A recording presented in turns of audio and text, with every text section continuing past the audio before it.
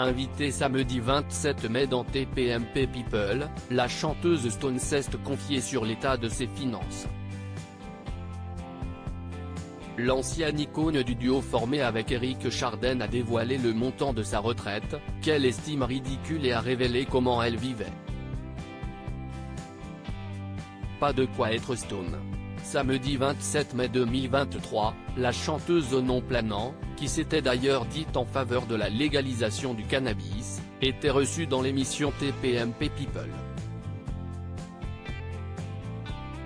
Au cours d'un débat sur le rapport à l'argent, elle a livré à Bernard Montiel, nouveau présentateur de l'émission, diverses informations sur la façon dont elle vivait maintenant que le temps de la splendeur était passé.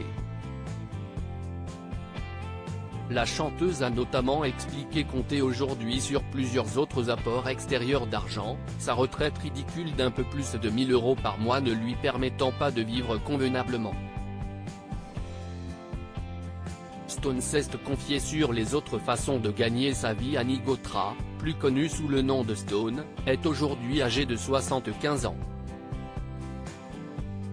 Après le grand succès qu'elle a connu dans les années 1970, notamment grâce à son tube L'Aventura interprété aux côtés d'Eric Chardin, son ex-mari, elle ne peut pas compter sur le montant de sa retraite pour profiter pleinement de la vie.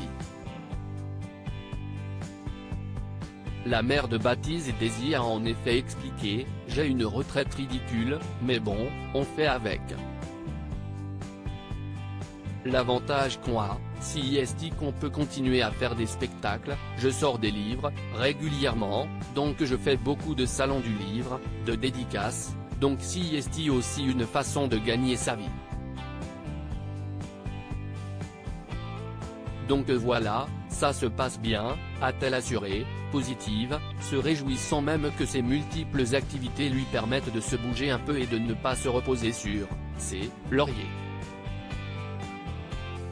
Des investissements immobiliers qui rapportent comme elle l'a reconnu par la suite, la mythique chanteuse blonde reste quand même avantagée par rapport à d'autres, on a l'avantage d'avoir investi autant de notre splendeur, a-t-elle lancé, orgueilleuse. Avant de détailler avec beaucoup de transparence le type de biens dans lesquels elle et son mari avaient placé leur argent, chez nous, dans des appartements, une maison, enfin, voilà.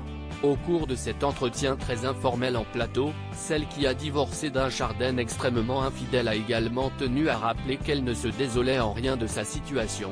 Moi, je ne me plains pas du tout, a relativisé celle qui a surtout touché peu de royalties sur ses tubes.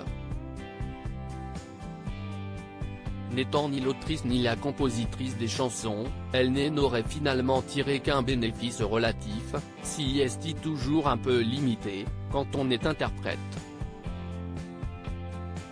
Positive jusqu'au bout, l'interprète de L'amour pas la charité a conclu, mais enfin, ça tombe bien, j'ai encore plein de choses passionnantes à défendre.